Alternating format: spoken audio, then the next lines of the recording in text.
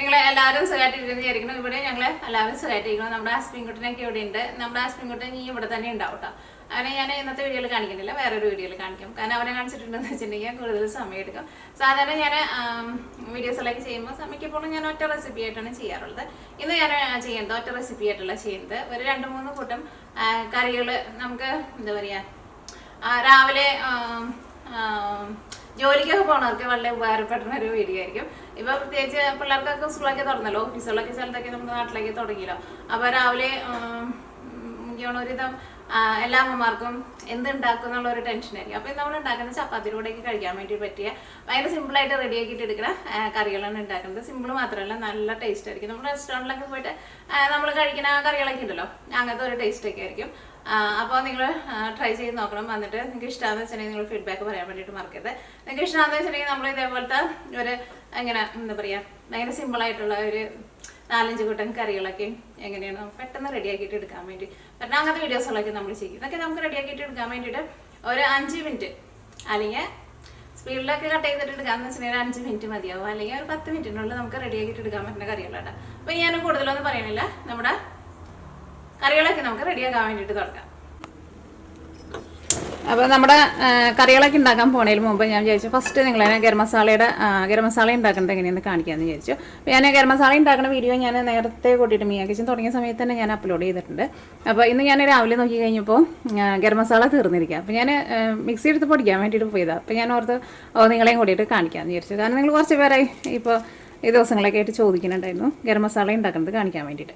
അപ്പോൾ ഞാൻ സാധാരണ ഗരം മസാല ഉണ്ടാക്കുമ്പോൾ അങ്ങനെ ഒരു കൃത്യം ഒരു അളവൊന്നുമില്ല. ഞാൻ എപ്പോഴും കൈ കണക്കിലാണ് എടുത്തിട്ടാണ് ഞാൻ ഗരം മസാല പൊടിക്കാറുള്ളത്. പക്ഷേ നല്ല ടേസ്റ്റ് ഉണ്ടാവാറുണ്ട്. ഞാനൊരു സമയത്തും കടയിൽ നിന്ന് വാങ്ങാറില്ല. അപ്പോൾ ഞാനിവിടെ ടേബിൾ സ്പൂണിൽ ഒരു 1.5 ടേബിൾ സ്പൂൺ ഏലക്കായ എടുത്തിട്ടുണ്ട്. ഏലക്കായ ഫസ്റ്റ് ഞാനൊന്ന് ചൂടാക്കിയിട്ട് മാറ്റി വയ്ക്കുന്നുണ്ട് കേട്ടോ. കാരണം ഈ ഏലക്കായുടെ നമുക്ക് തൊണ്ട് കളയണമല്ലോ. അപ്പോൾ ഇത് ഞാൻ ഫസ്റ്റ് മിക്സിയിലിട്ടിട്ട് ജസ്റ്റ് ഒന്ന് കറക്കിയിട്ട് അതിൻ്റെ തൊണ്ട് മാറ്റിയിട്ട് പിന്നെ ബാക്കിയുള്ള മസാലകളൊക്കെ ഇട്ടിട്ടാണ് പൊടിച്ചിട്ട് എടുക്കാറുള്ളത്. അപ്പോൾ ഇത് മറ്റേതിൻ്റെ കൂടെ നമുക്ക് കൂട്ടുണ്ട്. അപ്പോൾ ഇത് ജസ്റ്റ് ഒന്ന് ചൂടാക്കിയിട്ടൊന്ന് മാറ്റി വയ്ക്കാം. അപ്പോൾ ഇത് നന്നായിട്ട് ചൂടായിട്ടുണ്ട്. ഗരം മസാല എപ്പോഴും നമ്മൾ ഉണ്ടാക്കുമ്പോൾ ഒന്ന് ചൂടാക്കിയിട്ട് പൊടിക്കുക. അപ്പോൾ അതൊരു നല്ല മണം ഉണ്ടാവും. പിന്നെ അത് കുറേ നാൾ നമ്മൾ വെച്ചിരുന്നാലും അതിൻ്റെ മണം അങ്ങനെ പോവില്ല. നന്നായിട്ട് കുറച്ച് വയ്ക്കട്ടെ. അപ്പോൾ ഞാനിവിടെ അതാ പെരിഞ്ജീരകമാണ് ചേർക്കുന്നത്. ഞാൻ സാധാരണ ഗരം മസാല ഉണ്ടാക്കുമ്പോൾ പെരിഞ്ജീരകം നന്നായിട്ട് ചേർക്കാറുണ്ട്. ഒരു 2.5 ടേബിൾ സ്പൂൺ പെരിഞ്ജീരകം, അതേപോലെ തന്നെ ഒരു വലിയ കഷ്ണം കറുകപ്പട്ട, തക്കോലം എൻ്റെ കയ്യിൽ ഇതെല്ലാം എന്താ ഇങ്ങനെ പൊടിയായിട്ട് ഇരിക്കുകയാണ്. അപ്പോൾ നിങ്ങൾ മുഴുവനായിട്ടുള്ള തക്കോലം എന്ന് വെച്ചിട്ടുണ്ടെങ്കിൽ ഒരു 4 തക്കോലം എടുക്കാം. പിന്നെ കറിയാമ്പൂ ഒരുപാട് ചേർക്കണ്ട, ഒരു 3/4 ടേബിൾ സ്പൂൺ. ഇതിലേക്ക് നിങ്ങളുടെ അടുത്ത് ജാതിപത്രി ഉണ്ടെന്ന് വെച്ചിട്ടുണ്ടെങ്കിൽ കുറച്ച് ജാതിപത്രിയും കൂടിയിട്ട് ചേർക്കാം. എന്നിട്ട് എല്ലാം കൂടിയിട്ട് ചൂടാക്കിയിട്ട് അത് പൊടിച്ചിട്ടിടുക. അത്രയ്ക്കേ ഉള്ളൂ നമ്മുടെ ഗരം മസാല. അപ്പോൾ നമ്മുടെ ഗരം മസാല പൊടിച്ചത് റെഡി ആയിട്ടുണ്ട്. ഞാൻ സാധാരണ ഗരം മസാല ഞാൻ പൊടിക്കുമ്പോൾ മിക്കപ്പോഴും ഞാൻ ഈ ചെറിയ ജാറിൽ അങ്ങനെ പൊടിക്കാറില്ല കേട്ടോ. കാരണം ചിലപ്പോൾ ഈ നമ്മുടെ ഈ കറുകപ്പട്ടയ്ക്ക് ഉണ്ടല്ലോ, അത് ഈ ബ്ലേഡിൻ്റെ അടിയിൽ പോയി കിടക്കും. അപ്പോൾ ചിലപ്പോൾ അത് തിരിയില്ല. അപ്പോൾ ഞാൻ നമ്മുടെ മിക്സിയുടെ ജാറ് വാങ്ങുമ്പോൾ വേറെ ഒരു ജാറും കൂടി ഉണ്ടാവില്ലേ, മിഡിലായിട്ടുള്ള ഒരു ജാർ ഉണ്ടാവില്ല, അതിനകത്ത് ഇട്ടിട്ട് ഞാൻ സാധാരണ പൊടിച്ചിട്ട് എടുക്കാറുള്ളത്. അതിനകത്തിട്ട് പൊടിച്ചാലും കുഴപ്പമൊന്നുമില്ല, പക്ഷേ അതിനകത്തിട്ടാലും പൊടിഞ്ഞു കിട്ടും.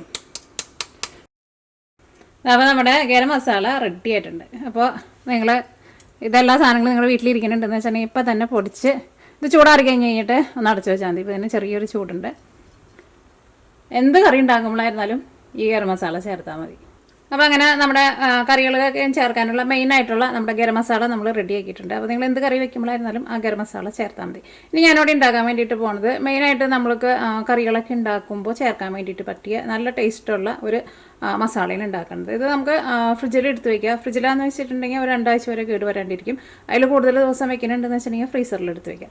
അപ്പോൾ ഇത് വെച്ചിട്ട് നമുക്ക് കുറേ കറികളൊക്കെ നമുക്ക് ഉണ്ടാക്കാൻ വേണ്ടിയിട്ട് പറ്റും. അപ്പോൾ ഞാൻ ഒരു 2 അല്ലെങ്കിൽ ഒരു 3 കൂട്ടം കറി ഞാൻ ഈ ഗ്രേവി വെച്ചിട്ട് നിങ്ങളെ ഉണ്ടാക്കി കാണിക്കാം കേട്ടോ. ഇത് വെച്ചിട്ട് നമുക്ക് വെജിറ്റബിൾ കടായി മസാല ഉണ്ടാക്കാം, പനീർ മസാല ഉണ്ടാക്കാം, എഗ് മസാല ഉണ്ടാക്കാം, ബട്ടർ ചിക്കൻ ഉണ്ടാക്കാം, മിക്സഡ് വെജിറ്റബിൾ മസാല ഉണ്ടാക്കാം. അങ്ങനെ എന്ത് വേണമെങ്കിലും നിങ്ങൾക്ക് ഇത് വെച്ചിട്ട് റെഡിയാക്കാം.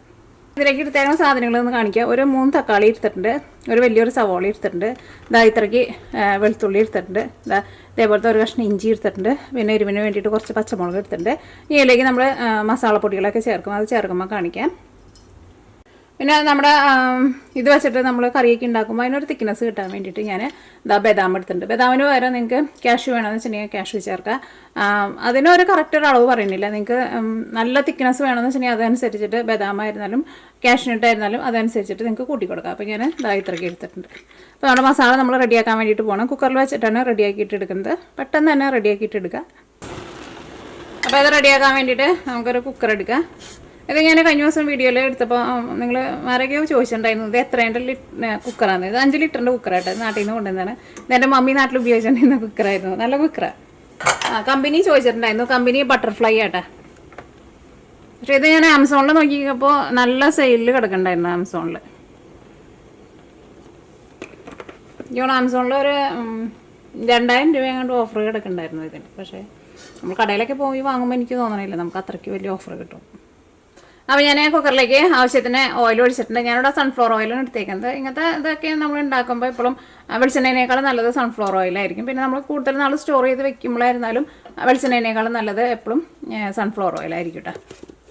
അപ്പോൾ നമ്മുടെ ഓയിൽ നന്നായിട്ട് ചൂടായിട്ടുണ്ട്. തീ നന്നായിട്ട് കുറച്ച് വയ്ക്കുക. ഇനി ഞാൻ ഇതിലേക്ക് ഒരു 1/2 ടേബിൾ സ്പൂൺ മഞ്ഞൾപ്പൊടി, തീ നന്നായിട്ട് കുറച്ച് വെച്ചാൽ ഇട്ട വഴിക്ക് കരിയോലങ്ങ. ഇതേപോലെ ഇങ്ങനെ കുമ്പാരം കൂട്ടിയിട്ട് ഒരു 2 ടേബിൾ സ്പൂൺ മല്ലിപ്പൊടി. നമ്മുടെ അത് മസാലപ്പൊടികൾ നോക്കി മുരിഞ്ഞ് വരണുള്ളൂ കേട്ടോ. പിന്നെ മുളക് പൊടി നിങ്ങളുടെ എരിവിനനുസരിച്ചിട്ട് ചേർത്തോ. ഞാൻ ഇതിലേക്ക് ഒരു 2 ടേബിൾ സ്പൂൺ മുളക് പൊടി ചേർക്കുന്നുണ്ട്. ഇത് നമ്മൾ എല്ലാ കറികളിലേക്കും നമ്മളിത് കുറേശ്ശെയല്ലേ ചേർക്കുള്ളൂ. അപ്പോൾ മുളക് പൊടി ഞാൻ അതുകൊണ്ടാണ് കുറച്ച് കൂടുതൽ ചേർത്തത്. ഞാൻ തീ വെച്ചേക്കണ നോക്കിയാൽ വളരെ കുറച്ചാണ് വെച്ചേക്കുന്നത്. അപ്പോൾ നമ്മുടെ മസാലപ്പൊടികളൊക്കെ നന്നായിട്ട് മുരിഞ്ഞിട്ടുണ്ട്. ഇനി നമ്മൾ എടുത്ത് വെച്ചേക്കുന്ന സാധനങ്ങളുണ്ടല്ലോ അതൊക്കെ നമുക്ക് ഇതിലേക്ക് കട്ട് ചെയ്തിട്ടിടാം.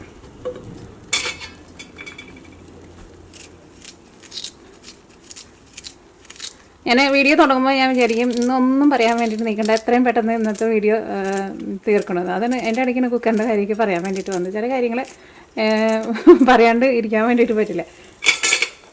പിന്നെ വെളുത്തുള്ളി അങ്ങനെ ഒരുപാട് അങ്ങനെ ചെറുതാക്കി ഒന്നും കട്ട് ചെയ്യാൻ വേണ്ടിയിട്ട് നിൽക്കണ്ട. കാരണം ഇതല്ലാതെ നമ്മൾ മിക്സിയിൽ ഇട്ടിട്ട് നമ്മൾ അരച്ചിട്ട് എടുക്കുമല്ലോ.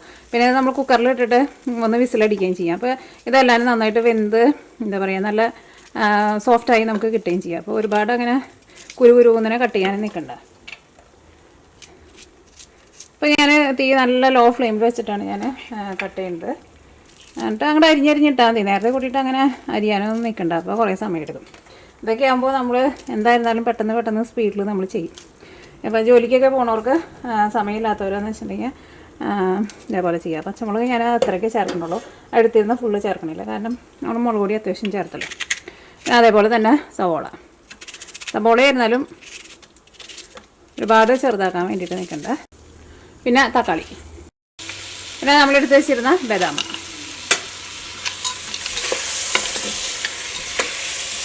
ഇത് അരിഞ്ഞിടുമ്പോഴായിരുന്നാലും ഒന്നല്ലെങ്കിൽ നിങ്ങൾ തീ ഓഫ് ചെയ്ത് വെച്ചിട്ട് അരിഞ്ഞിട്ടോ അല്ലെങ്കിൽ തീ നന്നായിട്ട് കുറച്ച് വെച്ചിട്ട് അരിഞ്ഞിട്ടോ. ഇതിലേക്ക് നമുക്ക് ആവശ്യത്തിന് ഉപ്പ് ചേർക്കാം.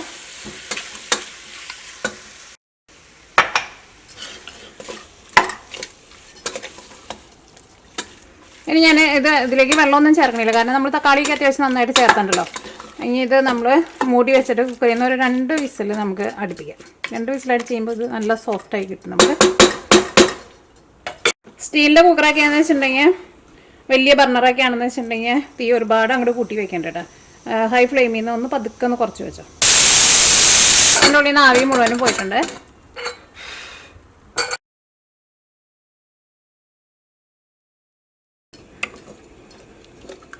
ഇതിലേക്ക് നമുക്ക് ഗരം മസാല ചേർക്കാം. അത് ഞാനിതിലേക്ക് ഒരു 3/4 ടേബിൾ സ്പൂൺ ചേർക്കുന്നുണ്ട്. പിന്നെ നമ്മൾ കറികളൊക്കെ ഉണ്ടാക്കുമ്പോൾ അതനുസരിച്ചിട്ട് പിന്നെ ടേസ്റ്റ് നോക്കിയിട്ട് പിന്നെ വേണമെന്ന് വെച്ചിട്ടുണ്ടെങ്കിൽ അതനുസരിച്ചിട്ട് ചേർത്താൽ മതി. ഈ ഗ്രേവിയിൽ മസാലകളൊക്കെ ഒരു പൊടിക്കൊന്ന് കൂടി നിൽക്കും. കാരണം ഇത് നമ്മൾ ഒരു എന്താ പറയുക ബാക്കിയുള്ള കറികൾക്കുള്ള ഒരു ബേസ് ആയിട്ടുള്ള ഒരു ഗ്രേവി ആയിട്ടുള്ള നമ്മൾ ഉണ്ടാക്കുന്നത്. അപ്പോൾ ഇതൊന്ന് തിക്കായിട്ട് വന്നിട്ടുണ്ട്. ഇനി ഞാൻ തീ ഓഫ് ചെയ്യാണ്. ഇത് ചൂടാറി കഴിഞ്ഞ് കഴിയുമ്പോൾ ഇത് നമുക്ക് മിക്സിയിൽ ഇട്ടിട്ട് നല്ല പേസ്റ്റ് പോലെ നമുക്ക് അരച്ചിട്ടെടുക്കാം. ഞാൻ നോക്കിയേ ഇതിപ്പോൾ ഇരുന്നിട്ട് നന്നായിട്ട് ചൂടാറിയിട്ടുണ്ട്. ഇത് മിക്സിയിലിട്ടിട്ട് നല്ല പേസ്റ്റ് പോലെ അരച്ചിട്ടെടുക്കാം. മിക്സിയുടെ ജാറെടുക്കുമ്പോൾ പ്രത്യേകം ശ്രദ്ധിക്കുക, വെള്ളം ഒട്ടും ഉണ്ടാവാൻ പാടില്ല കേട്ടോ. മിക്സിയുടെ ജാറിൽ വെള്ളം ഉണ്ടെന്ന് വെച്ചിട്ടുണ്ടെങ്കിൽ ഇത് പെട്ടെന്ന് കേടുവരും. അല്ലെങ്കിൽ ഇത് 1 മാസം വരെയൊക്കെ കേടുവരാണ്ടിരിക്കും.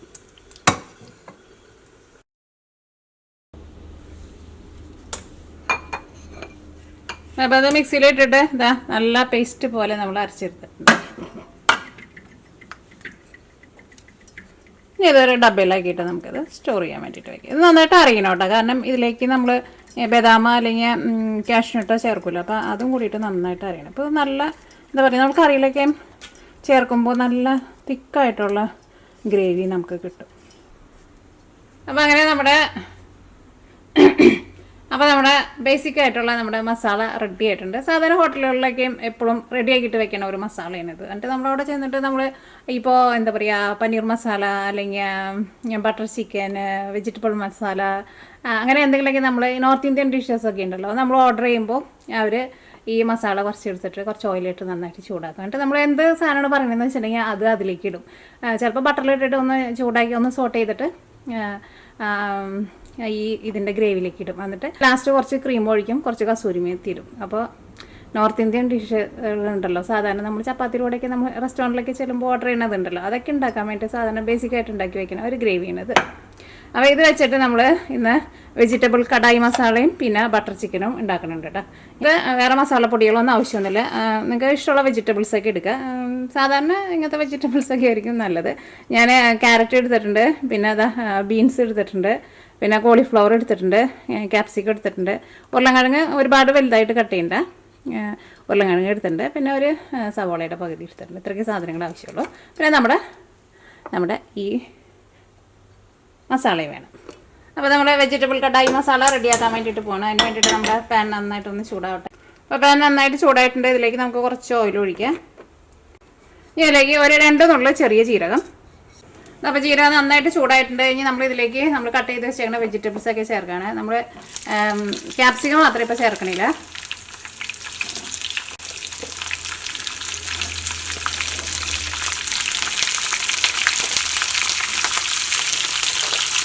ഇതിലേക്ക് നമ്മൾ ആവശ്യത്തിന് ഉപ്പും കൂടിയും ചേർത്ത് കഴിഞ്ഞിട്ട് ഒരു 2 മിനിറ്റ് നമ്മൾ നന്നായിട്ടൊന്ന് ഇളക്കി കൊടുക്കുക. അത് കഴിഞ്ഞിട്ട് നമ്മൾ ഒരു മീഡിയം ഫ്ലെയിമിൽ മൂടി വെച്ചിട്ട് ഫസ്റ്റ് നമ്മുടെ ഈ കഷ്ണങ്ങളൊക്കെ ഒന്ന് വെന്ത് വരണം.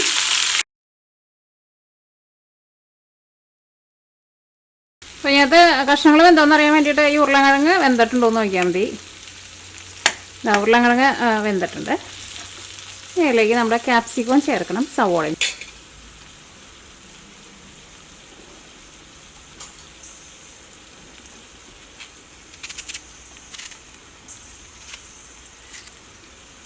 സവോള ഒരുപാട് ചെറുതാക്കിയിട്ട് കട്ട് ചെയ്യണ്ട. അത് ഇതേപോലെ ഇങ്ങനെ ഓരോ പെറ്റൽസായിട്ട് ഇങ്ങനെ തിരിച്ചിട്ടിടാം. ഒക്കെ ഉണ്ട് കേട്ടോ. ഇനി തുറന്ന് വെച്ചിട്ട് നന്നായിട്ടൊന്ന് ഇളക്കി കൊടുക്കാം. കാരണം ക്യാപ്സിക്കത്തിനും സവോളയ്ക്കും അങ്ങനെ ഒരുപാട് വേവൊന്നുമില്ല. ഒന്ന് ജസ്റ്റ് ഒന്ന് ചൂടായാൽ മതി. നന്നായിട്ടൊന്ന് ചൂടായിട്ടുണ്ട്. ഇനി ഇതിലേക്ക് നമ്മൾ റെഡിയാക്കിയിട്ട് വെച്ചാൽ നമ്മുടെ പേസ്റ്റ് ഉണ്ടല്ലോ, പേസ്റ്റ് ചേർക്കാണ്. ഇതിലേക്ക് നമുക്ക് ഒരു 2 ടേബിൾ സ്പൂൺ പേസ്റ്റ് മതിയാവും. സ്പൂണൊക്കെ ഇടുമ്പോഴായിരുന്നാലും നനഞ്ഞ സ്പൂൺ എടുത്തിടരുത് കേട്ടോ, പെട്ടെന്ന് ഇത് പൂത്തുപോകും. അപ്പോൾ നമ്മൾ റെഡിയാക്കിയിട്ട് വെച്ചിരുന്ന നമ്മുടെ മസാല ഉണ്ടല്ലോ, ആ പേസ്റ്റ് നമ്മൾ 2 ടേബിൾ സ്പൂൺ ചേർത്തു. എനിക്ക് റെക്കോർഡ് ഓണായിരുന്നില്ല എന്ന് തോന്നുന്നു. ക്യാമറ ഓഫായി പോകണമെന്നിട്ടുണ്ടെങ്കിൽ ഞാൻ പെട്ടെന്ന് ക്യാമറയിലേക്ക് നോക്കിയത്.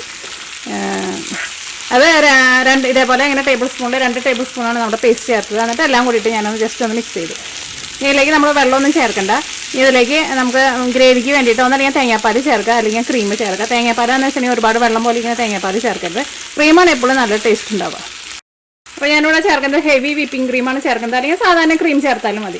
ഈ ഹെവി വിപ്പിംഗ് ക്രീമാണ് സാധാരണ നമ്മൾ ഐസ്ക്രീമൊക്കെ ഉണ്ടാക്കുമ്പോൾ നമ്മൾ ചേർക്കുന്നത്. കാരണം ഇതായിരിക്കും നമ്മൾ വിപ്പ് ചെയ്തിട്ടുണ്ടെങ്കിൽ നല്ല എന്താ പറയുക, നല്ല ഫ്ലഫി ആയിട്ട് വരുള്ളൂ. മറ്റേ ക്രീം ചേർത്തിട്ട് നമ്മൾ ബീറ്റ് ചെയ്തിട്ടുണ്ടെന്ന് വെച്ചിട്ടുണ്ടെങ്കിൽ ഫ്ലഫി ആയിട്ട് വരില്ല. കാരണം ചിലർ ഐസ്ക്രീമൊക്കെ ഉണ്ടാക്കുമ്പോൾ പറയാറുണ്ട് ഞങ്ങളുടെ ക്രീം അതേപോലെ ഫ്ലഫി ആയിട്ട് വന്നില്ല എന്ന്. അപ്പോൾ ഇതിലേക്ക് നമ്മൾ ക്രീം ചേർക്കാണ്. അതിപ്പോൾ ഏത് ക്രീം ആയതാലും കുഴപ്പമില്ല കേട്ടോ. അത് നമ്മുടെ ഗ്രേവി എന്തോരം വേണമെന്ന് വെച്ചിട്ടുണ്ടെങ്കിൽ അതനുസരിച്ചിട്ട് ചേർത്ത് കൊടുക്കാം. എന്നിട്ട് നന്നായിട്ട് ചൂടാക്കി കഴിഞ്ഞപ്പോൾ തീ ഓഫ് ചെയ്യാം. ഇതിലേക്ക് നമുക്ക് ലാസ്റ്റ് ചേർക്കേണ്ട ഒരു സാധനമുണ്ട്, കസൂരി മേത്തിയും കൂടിയിട്ട് ചേർക്കണം. അപ്പോഴായിരിക്കും നമ്മുടെ ഈ വെജിറ്റബിൾ കടായിയുടെ ആ ഒരു മണമൊക്കെ നമുക്ക് കിട്ടും. ലാസ്റ്റ് വേണമെന്ന് വെച്ചിട്ടുണ്ടെങ്കിൽ ഒരു ചെറിയ കഷ്ണം ബട്ടറും കൂടിയിട്ട് ചേർക്കാം. കഴിഞ്ഞ പ്രാവശ്യം വീഡിയോയിൽ ആരോ ചോദിച്ചിട്ടുണ്ടായിരുന്നു എന്താണ് കസൂരി മേത്തി എന്നത്. നമുക്ക് കടയിൽ നിന്ന് വാങ്ങാൻ വേണ്ടിയിട്ട് കിട്ടും. നമ്മുടെ ഉലുവയുടെ ഇല ഉണക്കിയതാട്ടോ. അതൊന്ന് കൈ കൊണ്ടൊന്ന് തിരിപ്പിച്ചിട്ടിടാം. അടിപൊളി സൂപ്പർ ടേസ്റ്റ് ആയിരിക്കും. ചപ്പാത്തിയുടെ കൂടെ ഒക്കെ കഴിക്കാൻ വേണ്ടിയിട്ട് നല്ല അടിപൊളി ടേസ്റ്റ്. അല്ലെങ്കിൽ നമ്മുടെ എന്താ പറയുക, വൈറ്റ് റൈസിൻ്റെ കൂടെയൊക്കെ കഴിക്കാൻ വേണ്ടിയിട്ട് നല്ല ടേസ്റ്റ് ആയിരിക്കും. ഓക്കെ, അപ്പോൾ ഞാൻ തീ ഓഫ് ചെയ്യണം. ഗ്രേവി കൂടുതൽ വേണമെന്ന് വെച്ചിട്ടുണ്ടെങ്കിൽ അതനുസരിച്ചിട്ട് ക്രീം ചേർക്കാം. അപ്പോൾ ഈ നല്ലൊരു തള വന്നു കഴിയുമ്പോൾ നമുക്ക് തീ ഓഫ് ചെയ്യാം കേട്ടോ.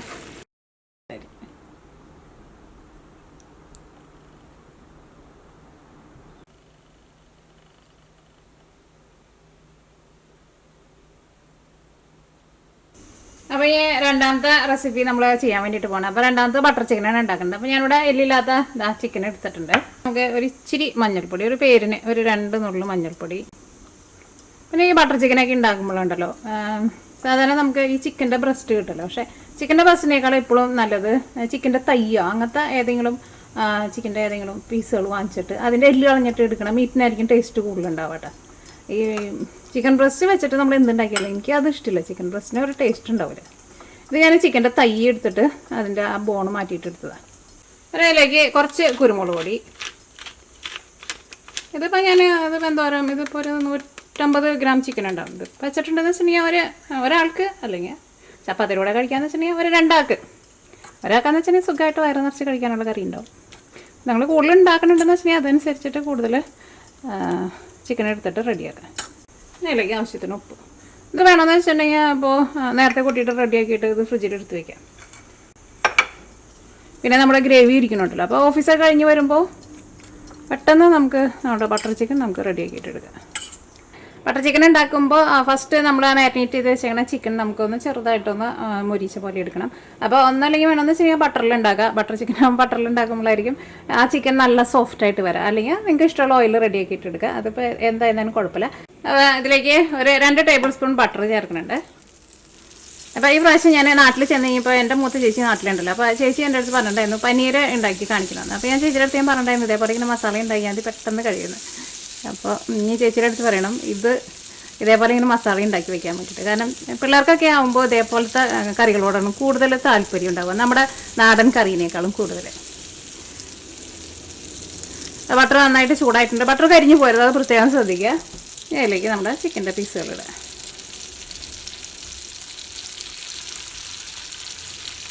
എന്നിട്ട് 2 സൈഡും തിരിച്ച് മറിച്ചിട്ടിട്ട് ചിക്കൻ ഒന്ന് ഒരുപാട് ഇങ്ങനെ മൊരിഞ്ഞു പോരുത്. അപ്പോൾ ചിക്കൻ്റെ സോഫ്റ്റ്നെസ് പോവും.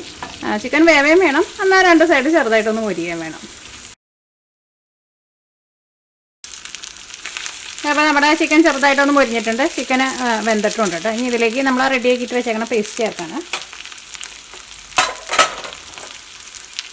ഓരോ പ്രാവശ്യം എടുക്കുമ്പോഴായിരുന്നാലും സ്പൂണിൽ ഒട്ടും വെള്ളമില്ലാണ്ട് നോക്കാം.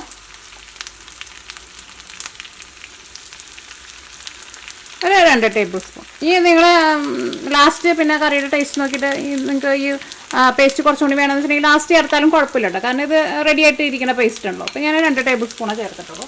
കാരണം അത്രയ്ക്ക് ആവശ്യം ഉണ്ടാവുള്ളൂ. കാരണം ഇത് നമ്മൾ കുറച്ച് സ്ട്രോങ് ആയിട്ട് ഉണ്ടാക്കിയേക്കണം മസാലയാണ്. കാരണം അത്യാവശ്യം നല്ല എരിവൊക്കെ ഉണ്ടല്ലോ. ഇതെല്ലാം നന്നായിട്ട് മിക്സ് ആയിട്ടുണ്ട്. ഇനി ഞാനിതിലേക്ക് കുറച്ച് വെള്ളം ഒഴിക്കുന്നുണ്ട്. ഒഴിക്കുമ്പോൾ നല്ല തിളച്ച വെള്ളം ഒഴിക്കാം. ഇത് നന്നായിട്ട് കൂട്ടി വയ്ക്കുക. ഒരുപാട് ഒഴിക്കണ്ട, ഒരു ഇച്ചിരി വെള്ളം ഒഴിച്ചിട്ടുള്ളൂ. കാരണം ഇത് ചിക്കൻ ആയതുകൊണ്ടാണ് ഞാൻ വെള്ളം ഒഴിച്ചത്. മറ്റേതിന് ഞാൻ വെള്ളം ഒഴിച്ചിട്ടുണ്ടായില്ല, കാരണം അത് വെജിറ്റബിൾസ് ആണല്ലോ. നല്ലൊരു തള വന്നു കഴിയുമ്പോൾ ഇതിലേക്ക് നിങ്ങളുടെ ആവശ്യത്തിന് അനുസരിച്ചിട്ട് ക്രീം ചേർക്കുക. ലാസ്റ്റ് കുറച്ച് കസൂരി മേത്തിയും ചേർക്കുക. അത്രയ്ക്കേ ഉള്ളൂ കേട്ടോ.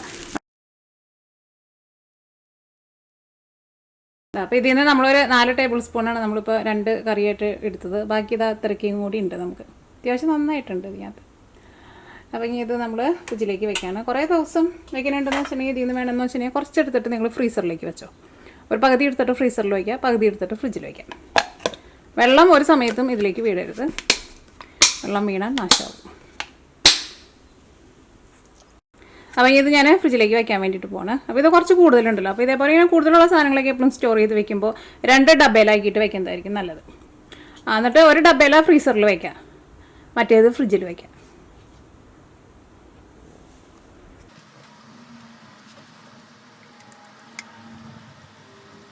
സർവ് ചെയ്യാൻ വേണ്ടിയിട്ട് സർവിങ് പ്ലേറ്റിലേക്ക് പാർത്തി കഴിയുമ്പോൾ ഇതേപോലത്തെ ഇങ്ങനെ നോർത്ത് ഇന്ത്യൻ കറികളൊക്കെ പാർത്തി കഴിയുമ്പോൾ കുറച്ച് കസൂരി മേത്തി ഇങ്ങനെ എന്നിട്ട് കൊടുക്കാൻ. ഒരു ചെറിയ കഷ്ണം ബട്ടർ. അപ്പോൾ അങ്ങനെ നമ്മുടെ ഭയങ്കര സിമ്പിളും നല്ല ടേസ്റ്റി ആയിട്ടുള്ള നമ്മുടെ ബട്ടർ ചിക്കൻ റെഡി ആയിട്ടുണ്ട്.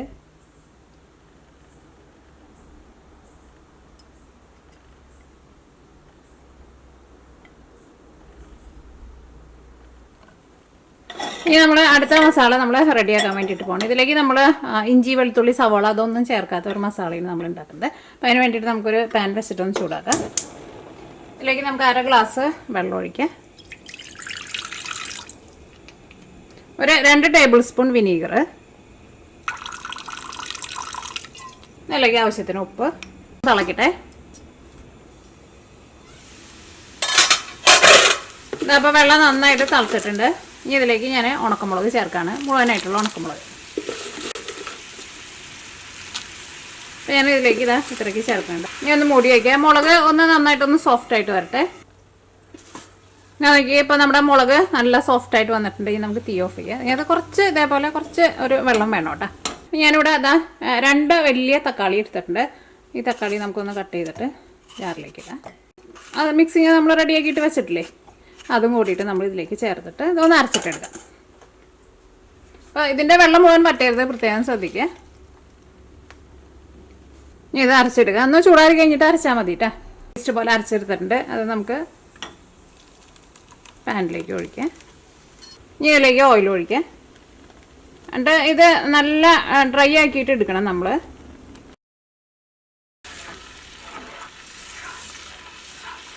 ഇത് നന്നായിട്ട് തിളച്ച് കഴിഞ്ഞ് കഴിയുമ്പോൾ പിന്നെ നമുക്ക് മൂടി വയ്ക്കാണ്ട് ഇത് നല്ല ഡ്രൈ ആയിട്ട് വരണം കേട്ടോ.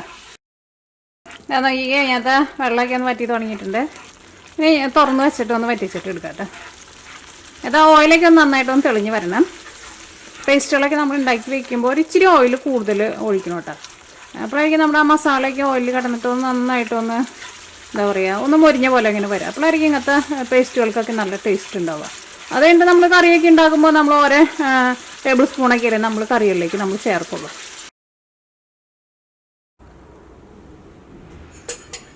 അപ്പോൾ ഇതിരുന്നിട്ട് ചൂടാറിയിട്ടുണ്ട്.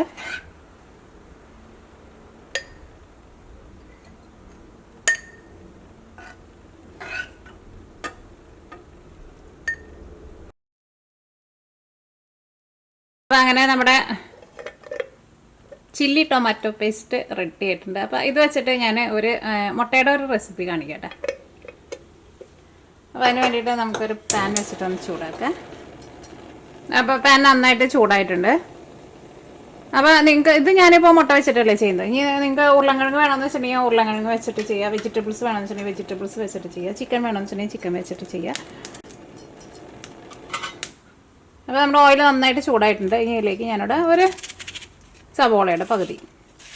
ബാക്കിയുള്ള കറികളൊക്കെ ഉണ്ടാക്കണമെന്നുണ്ടെങ്കിലും ഇതേപോലെ തന്നെ ചെയ്താൽ മതി. ഞാനിതിലേക്ക് ഒരു 4 വലിയ വെളുത്തുള്ളി ഒന്ന് ചെറുതായിട്ടൊന്ന് കട്ട് ചെയ്തിട്ടിടാം.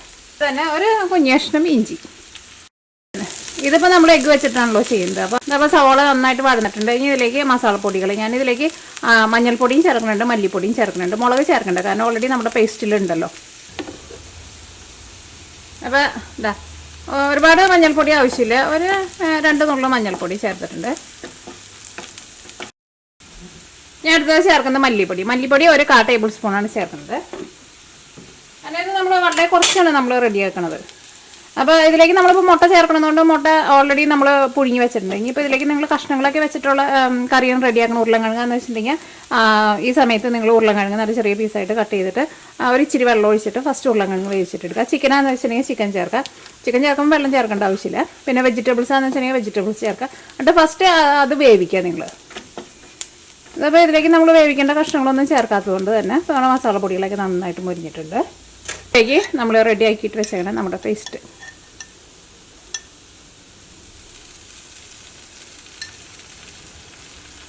ഒരു 1.5 ടേബിൾ സ്പൂൺ. അപ്പം ഇനി ഇതിലേക്ക് നമുക്ക് മുട്ട തന്നെ വേണമെന്ന് വെച്ചിട്ടുണ്ടെങ്കിൽ നിങ്ങൾക്ക് അതനുസരിച്ചിട്ട് ചേർത്ത് കൊടുക്കാം. ലാസ്റ്റ് ഞാനിതിലേക്ക് നമ്മുടെ ഗരം മസാല നമ്മുടെ ടേസ്റ്റിനനുസരിച്ചിട്ട് ചേർത്ത് കൊടുക്കാം.